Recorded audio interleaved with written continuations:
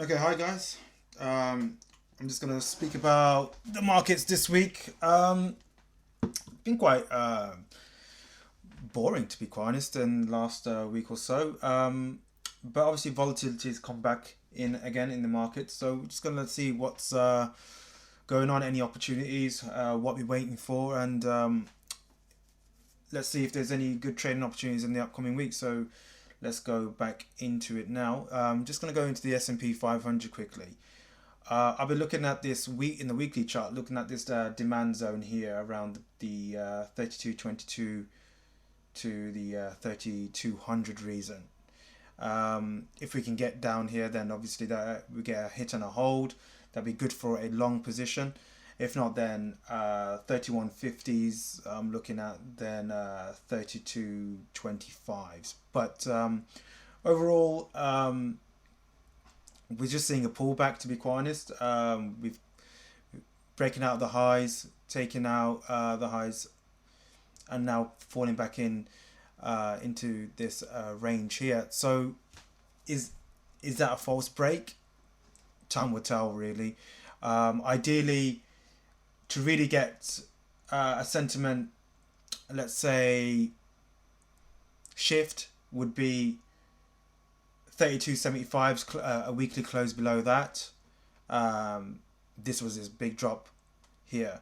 So a weekly close below the 32.75 would probably give a sentiment shift to the bearish side. Also, one thing to note here is we have RSI divergence. So on the weekly. So this was on January 13th this year. Started making highs on divergence. Look where we come. Now we're making higher highs on even more divergence. You know, we'll see what happens. Obviously, we have event risk coming up in the month or so with the US elections. That will be a big tell sign. But overall, let's not mistake anything. We are still in an uptrend. Nothing has broken. If you call this a double top, it's not really a double top until you take out this low here, which is at 22.73, because that's you need to break this low before you can class it as a double top on a weekly. So this is not a double top here. Just letting you know that. Simply, this is just a pullback, and we'll just see where it goes. Even if we get a healthy pullback, that's a good thing. Let's just look at a Fibonacci retracement. Even if you get to 2885s, that's a 50% pullback. It's a good healthy pullback for a resumption for the uptrend. So that's just my weekly bias. Let's look at what's going on in the daily. You can obviously see here mixed signals, really, isn't it? Weekly we've got divergence, and daily we've got divergence right here. Could this be a double bottom with divergence? Could be, but if anything, I would like to see 32.75's hold for a resumption of the uptrend. I do have the demand zone here, as I mentioned before, but yeah, I don't think there's anything you can do at the moment. Let's go into the 4 hours. Yeah, we've got a hammer here, here. So we're still in this. How would you say, this resistance zone here? Okay, sorry, support. Sorry, so this area is support until it's broken. It's not giving away, and we're below the 200 hourly, 4 hourly. So that's intermediate. We're in the downside. Honestly, guys, I don't think there's anything of importance here. Let me just see if you wanted the actual scalp. We're in this demand area, 33 39s, but anything above 3400s, I'd look for scalps to 34 32s. 34.63s and so forth. But other than that, I would probably, if you don't see any direction here, then you don't need to trade it, to be quite honest. And let's look at the Nasdaq now. Just before I go into the Nasdaq, let me just look at the VIX. Where are we on the VIX? Okay, let's go on the daily. Right. Okay. Okay, this is interesting. Okay, I think if VIX starts to break down from here, look, it's tagged the 200 moving average, and we've now starting to reject from that. So was that just a pullback to come down? If so, I still looking at this gap fill here to actual fill. We're in that region, but yeah, it could easily come back to the 20s again. If that's the case, then I'll be looking for longs in the S&P 500. But as it stands now, the voltage is still high. So I'll just see how tomorrow plays out, tonight plays out, and then yeah, I'd make a decision based on that. Nasdaq. Now you can see in Nasdaq here, we're in the demand zone here. We close literally above it, and yeah, this can this go any further? Of course it can. Look how much it has gone compared to the other US indices. Now I'm looking at demand zones. We're at one now. Another one here piques my interest around the 9,936 level. Okay, even at weekly, if we go down to test the 9.7 level, that will be a retest to go back long again. But as it stands, still a strong market. Looking for pullbacks to buy. I don't see anything at the moment that suggests that we're going to get a change in trend until I think we come back below the 9.7 area. I think that'll be quite worrying. I think sentiment will shift then. As it stands, supporting or dip buying here is a bit difficult. People can say this is a head and shoulders here. This is the left shoulder, head, right shoulder, but I don't think so.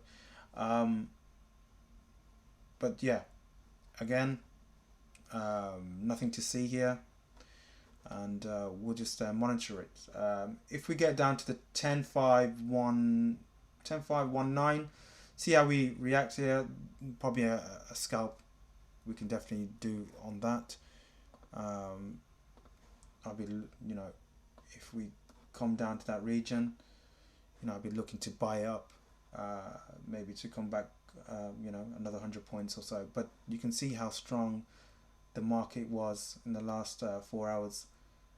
We've got a hammer here, so I wouldn't be surprised if we come up to the 11.126 area in the coming week. Okay, let's go quickly to dollar index. Still expecting dollar index to push up, to be honest, around the 94.67 level. This is a wedge looking to break out. If not, then we've got demand zones here at the 90 to the 89 region here. So yeah, dollar seems sideways at the moment, but that is reflected still on the US dollar, on the euro as well. Look, you can see here it's a mess, right? Even look on the weekly. What does it tell you? The only thing that's giving me a clue that I think that's suggesting more weakness is looking at euro on the RSI. It's totally overbought. It's over 80. We've pushed above the 2015 high, and we've gone nowhere for weeks. And every time we try to make new highs, like as you can see here, we try to make new highs. Even 3 weeks ago, on 31st of August, we made a new high, but very bearish divergence. So we've got some divergence going on. I have been eyeing the 117 level, but don't be surprised if we come back down to the 2020 highs of the 114s, 115s level. Very, very possible. As it stands now, we have Brexit. on the horizon. We have rising COVID cases. Is there another national lockdown happening? I mean, we did see, what's happening in Spain and France. Cases are rising. Lockdowns will happen. It's going to affect the economy more. So, you know, watching how the euro and also how the European indices will react will be very key to the near term. As it stands now, nothing to do on Euro USD. If you want to trade this chart, do it at your own risk. I wouldn't personally. If I was to favour a direction, it would be short below the 117s or a retest of 119s. But it's I'm just going to see how it unfolds. Pound again, you can see why pound is getting weak. I do like the 127.90s region for long, but I think because of Brexit and the unknown of a no deal, maybe, I think pound is at high risk here. I think we may have seen the top in the pound. If that's the case, then 127, this region here, 127.40 is a big level. Okay, and if we give way to that, then we've got enough room down to the 124 level. Okay, Aussie dollar. Aussie dollar is looking for a pullback into this demand area. We haven't got that yet. Look at how risks are adjusted in the equities market. If COVID cases and start to rise, then we could see a flight to safe haven in the dollar. I mean, if we just look at copper, let me just put in copper. Maybe not the futures. Let's go COMEX. Let's go current contract. Okay, copper still strong. So I wouldn't expect. I would probably expect the Aussie dollar to rise if copper is staying strong. Any pullback supported to the upside. Let's just look on the weekly where we are. What am I seeing? Yeah, still looking at the demand zone to go long. Yearly open, it's still here around the, I don't know why that's gone to the percentage. Let's go to the regular. At the 70.16 level. Still above the 200 weekly average, moving average. So, yeah, we're supported to next level would be the 79 to the 80 level. So, yeah, at the moment, pullbacks are supported to the upside. We are overbought, you can see here. But other than that, there's nothing to look at. Trading wise, again, it's a bit of chop. You know what to do. But again, I'll update during the week what's going on. At the moment, I'm just giving an overview. The only one that looks very good at the moment is the New Zealand dollar. Okay, we've gone past the yearly open. This was the yearly high this year. Try to push above it. We got rejected down to demand level. Up again. This looks like a double top. Why RSI? There's a divergence here. This could be a good short. Maybe down to the 66 level from here. So I'll be eyeing actually New Zealand dollar next week. You can see here, this is giving a good indication. Any pullback supported for a short. You might have to be resilient with this one. You need to put your stops, above here, But then anything here, I want to be a seller from the 67, 50, 80 level down to the 66.40s. If we can take out these lows, fair enough, then we're at 66. But yeah, this looks definitely on my radar for next week. I think that's going to be the trade for me to look at. USD CAD, I mentioned a few weeks ago that this was the level. to look at. We're in the demand zone. We've still held it. Now we're just consolidating. Any break above here, hold. I'll be looking for longs up to the 130. I would say initially 133.63s, but ultimately 135s. I would say around here, around this level. That looks really messy. Let me just get rid of that. I'll be targeting this. Okay. Yeah, I'll be targeting the 130, to say 135s. Okay, so I'm looking for a hit and hold above this congestion. Something's happening. Something's going to happen. So let's just wait for USD CAD. Interesting here for dollar yen demand level, big one here. We're in this demand level now. We're at 104.24. So sugar's come in now. Is he gonna do more easing? The new prime minister, is he looking to strengthen the yen? We'll see. If that's the case, then don't be surprised if we can see some yen strength. So keep an eye on what the Bank of Japan and the new prime minister does. If this starts to give way at 104.42s, then I'll be looking for shorts. Definitely. Where's the next weekly demand area? Let's get rid of this. I would say here is my next weekly demand area that I'm looking for at the 100 level. 101 to the 100 level would be the next one. We already tapped it here, you can see. So maybe a second touch may be in place. If not, then not. But we're at a good level right now. It's been heavy support here. So this could be a very low risk long right here. If you believe in dollar strength, or you're just going to wait for a break and close below and then looking for shorts. But yeah, I mean, I'll be honest, I'll probably look at a very low risk long. I think this is a very low risk long, even if you played it up to the 105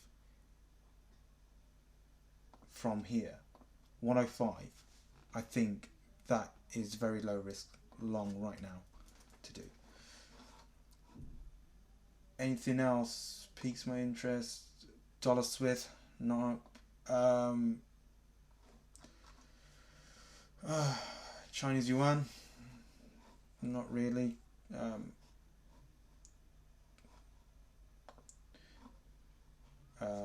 Again, sideways on the euro pound.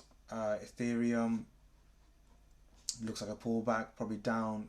Still looking at 286 to hold. If it does, then looking for longs. Again with Bitcoin, looking for 9,400, ideally at 7,119 to go long.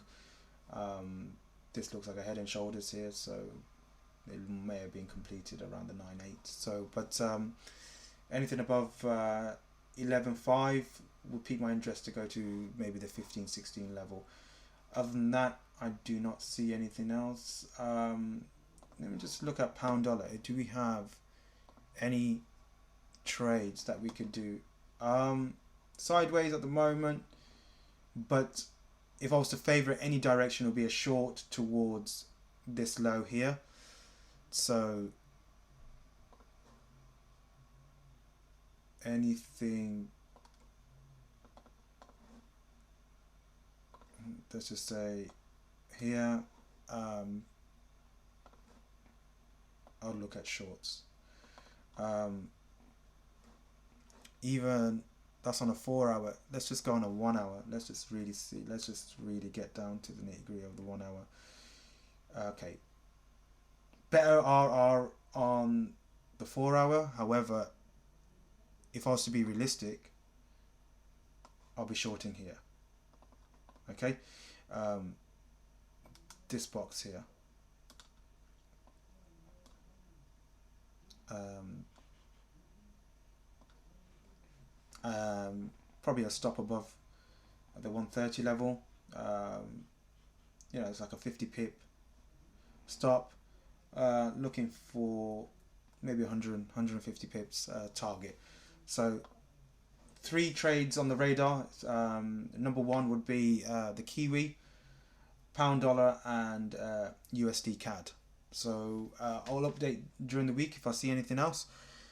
Other than that, take care, and I'll see you in the room. Any questions? I'm with Leo on Slack, and also if you're on my private group, you're on my private group as well. So take care.